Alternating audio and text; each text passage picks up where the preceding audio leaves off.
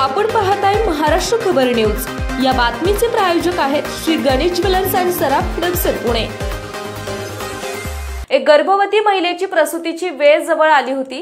अचानक तिची तब्येत बिघडली। तिचं लगेच ऑपरेशन करावं लागलं। काही वेळाने डॉक्टरांनी महिलेच्या नातेवाईकांना एक वाईट बातमी सांगितली। आम्ही महिलेला वाचवू शकलो नाही, तिच्यासोबत बाळाचाही मृत्यू झाला। हे ऐकताच तिथे उपस्थित नातेवाईकांना अश्रू अनावर झाले।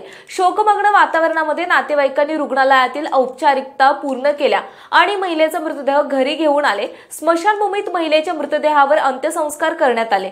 चिता जळाल्यानंतर राखेमध्ये अशी एक गोष्ट दिसली ज्यामुळे तिथे हजर असणारे सगळेच हडबडले। हे प्रकरण उत्तर प्रदेशच्या हस्तिनापुर येथील राठौरा खुर्द गावचे आहे।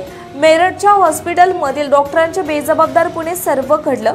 राठौरा खुर्द गावात राहणाऱ्या संदीपने पत्नी नवनीत कौरला डिलिव्हरीसाठी मेरठच्या कसबा मवाना येथील एका हॉस्पिटलमध्ये दाखल केलं होतं, पण सर्जरी दरम्यान नवनीतचा मृत्यू झाला।